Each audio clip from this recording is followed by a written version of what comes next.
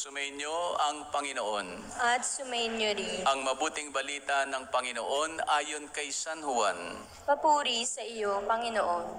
Noong panahong iyon muling napakita si Jesus sa mga alagad sa tabi ng lawa ng Tiberias.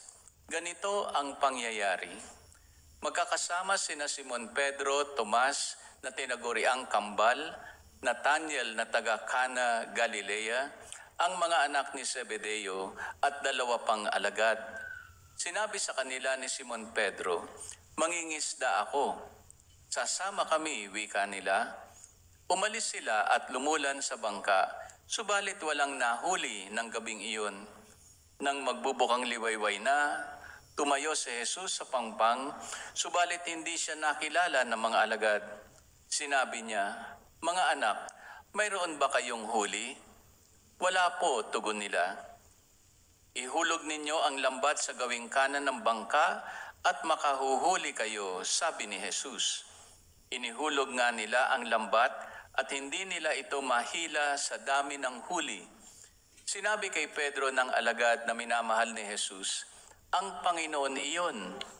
Nang marinig ito ni Simon Pedro, siya'y nagsuot ng damit sapagkat hubad siya at tumalon sa tubig. Ang kasama niyang mga alagad ay sumapit sa pangpang, sakay ng munting bangka, hila-hila ang lambat na puno ng isda. Hindi sila gaanong kalayuan sa pangpang, mga 90 metro lamang. Pag-ahon nila sa pangpang, ay nakakita sila roon ng mga baga na may isdang nakaihaw at ilang tinapay. "Magdala kayo rito ng ilang isdang nahuli ninyo," sabi ni Jesus.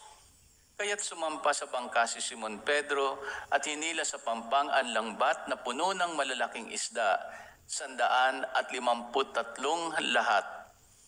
Hindi napunit ang lambat kahit ganoon karami ang isda. "Halikayo't mag-almusal tayo," sabi ni Jesus.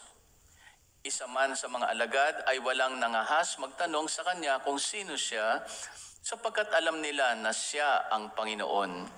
Lumapit si Jesus, kinuha ang tinapay at ibinigay sa kanila, gayon din ang isda. Ito ang ikatlong pagpapakita ni Jesus sa mga alagad pagkatapos na siya'y muling mabuhay. Pagkakain, tinanong ni Jesus si Simon Pedro, "Simon, anak ni Juan, iniibig mo ba ako ng higit kaysa sa mga ito?" "Opo, Panginoon, nalalaman ninyong iniibig ko kayo," tugon niya. Sinabi sa kanya ni Jesus, "Pakainin mo ang aking mga batang tupa." Muli siyang tinanong ni Jesus, "Simon, anak ni Juan, iniibig mo ba ako?" Sumagot si Pedro, "Opo, Panginoon, nalalaman ninyong iniibig ko kayo." Ani Jesus, "Pangalagaan mo ang aking mga tupa." Pangatlong ulit na tinanong siya ni Jesus, "Simon, anak ni Juan, iniibig mo ba ako?"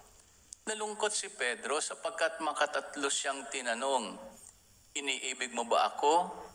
At sumagot siya, "Panginoon, nalalaman po ninyo ang lahat ng bagay. Nalalaman ninyong iniibig ko kayo." Sinabi sa kanya ni Jesus, "Pakanin mo ang aking mga tupa." Tandaan mo, noong kabataan mo pa, ikaw ang magbibihis sa iyong sarili at lumalakad ka kung saan mo ibig. Ngunit pagtanda mo, iuunat mo ang iyong mga kamay at iba ang magbibihis sa iyo at dadalhin ka kung saan hindi mo ibig. Sinabi niya ito upang ipakilala kung paano mamamatay si Pedro at sa gayoy mapangarangalan niya ang Diyos. Pagkatapos, sinabi sa kanya ni Jesus, "Sumunod ka sa akin." Mga kapatid, ang mabuting balita ng ating Panginoon. Pinupuri ka namin, Panginoong Hesukristo.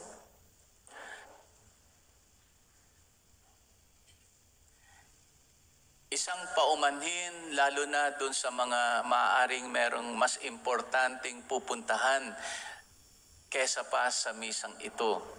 No? Ang paumanhin na ito ay nagmumula sa ating Panginoon. At ako rin ay magpapaumanhin just in case umabot tayo hanggang 3:00 bago pa matapos ang misang ito, no? So babala. So binibigyan ko kayo ng pagkakataon na umatras na bago pa huli ang lahat, no? Pero bago umalis, siguraduhin maghulog sa collection box, ha? Mga kapatid, nais kong bigyan diin na hindi lahat ng mga sagabal ay tunay na sagabal. May mga sagabal na tao, may mga sagabal na mga pangyayari, pero itong uri ng sagabal na nangyari sa mga disipulo ni Kristo, pagkatapos na si Jesus ay namatay at muling nabuhay, pero na-discourage yung mga apostoles, bumalik sila sa kanilang dating trabaho na bilang mga mangingisda. At ito yung setting ng ating ebanghelyo. Holy interruption, no? Banal na interruption. Banal dahil ang katauhan ni Jesus ang naging kasagutan sa hindi pagkakahuli ng isda ng mga professional na mga fisherman. Bagamat si Jesus ay anak ng karpintero, napakahirap para sa mga professional fishermen na sundin ang isang tao na wala man lang kaalaman sa panguhuli ng isda. Pero sumunod sila sa atas ni Jesus. Sila ay nangingisda. Yun yung sitwasyon. Pero sa kanilang pangingisda, wala silang nahuli magdamag. Kaya't naghahanda na silang umuwi.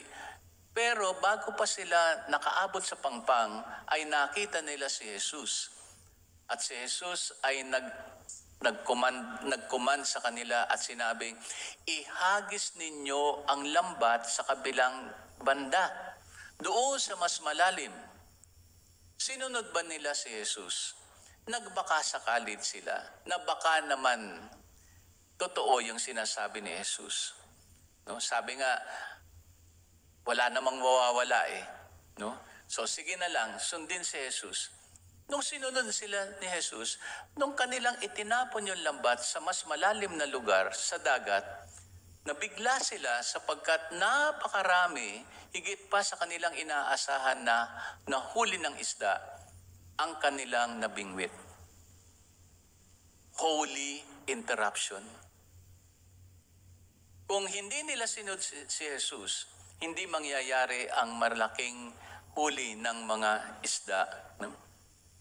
Kaya nga't sinasabi ko na baka naman merong ibang pupuntahan kayo ngayong hapong ito, umalis na, no? Pero sa inyong pag-alis, sayang.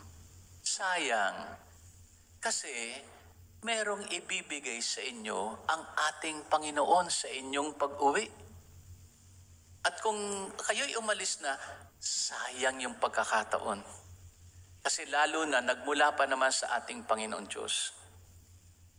Alam nyo, nung nakaraang linggo, another example of holy interruption na bigla na lang umeksena ang Panginoong Diyos, bigla na lang nagparamdam ang Panginoong Diyos, bigla na lang sinagot ng Panginoong Diyos ang dalangin ng isang Pilipina na nagtatrabaho dito sa Hong Kong, na terminate sa kanyang trabaho, sumangguni sa akin, binigyan ko siya ng 2 posibleng magiging amo niya, may nauna na sa kanya, 4 na araw na lang, aalis na siya sa Hong Kong, babalik na sa Pilipinas, at malungkot na uuwi sapagkat yung mga umaasa sa kanya, lalo pat mag-graduation na, may gagraduate siyang anak, baka hindi matuloy. Sabi ko sa kanya, manalangin ka lang. So sinusubaybayan ko yung magiging bunga ng kanyang panalangin. Kagabi, matutulog na lang ako, biglang nag-ring ang aking cellphone. Tumama ka sa sweepstake, Father.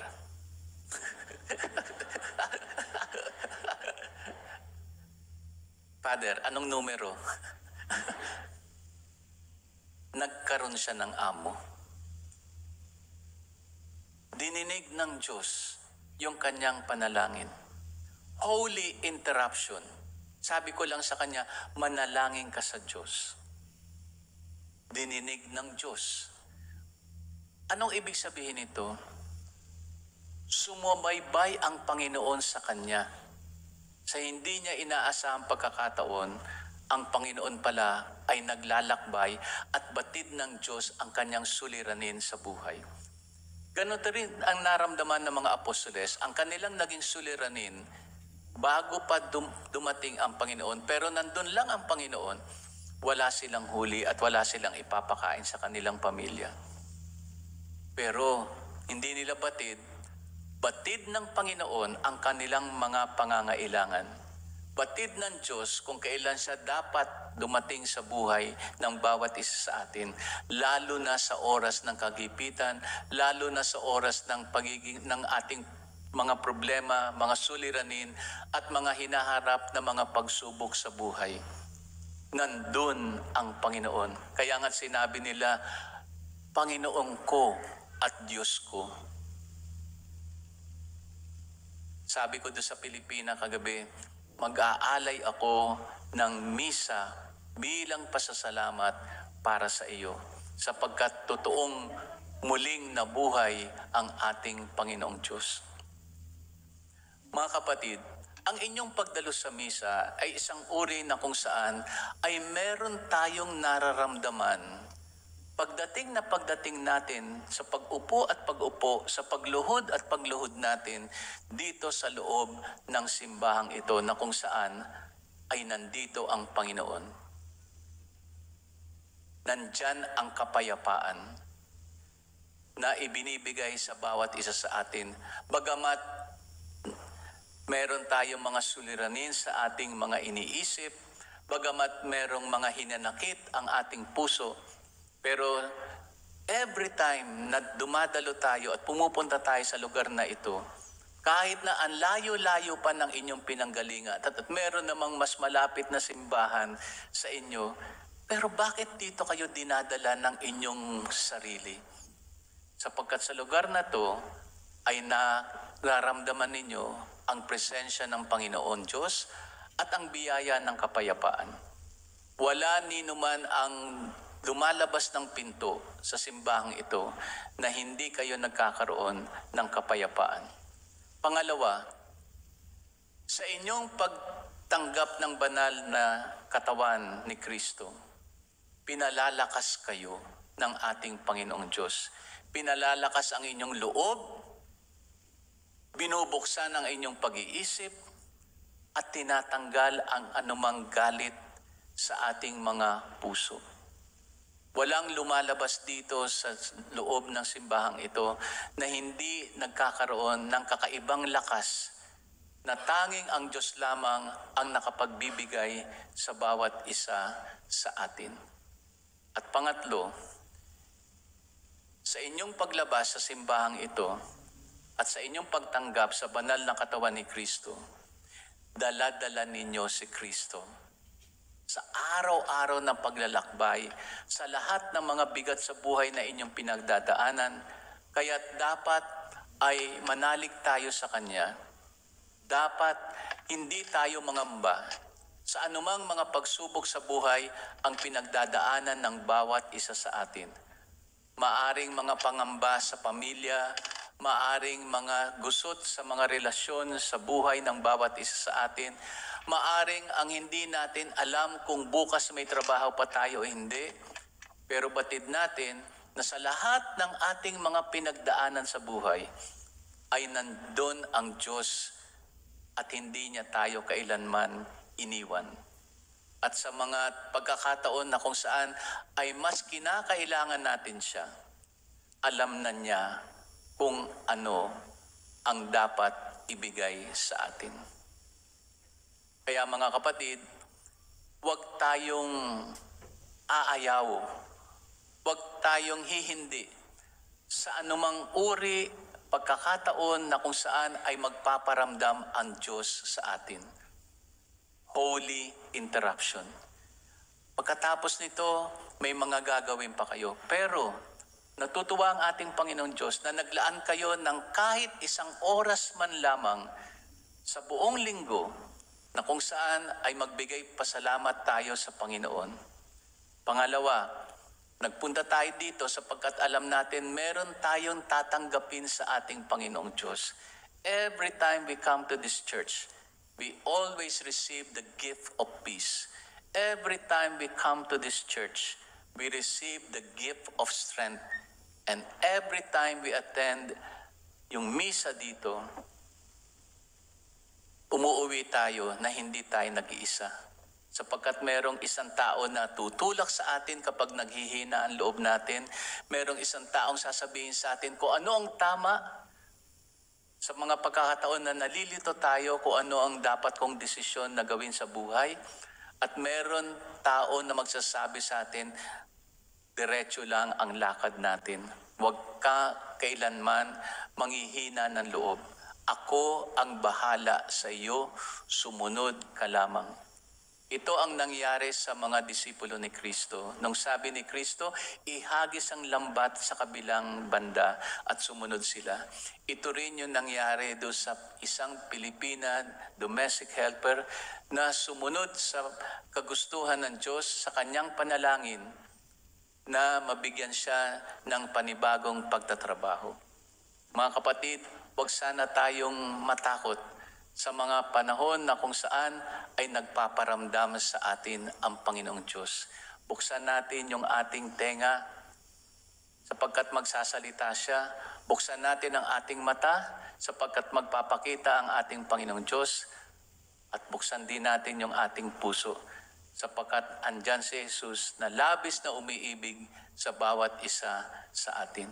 So huwag kang mangamba, no? Sumunod ka lang, makinig ka lang sa Diyos. Amen.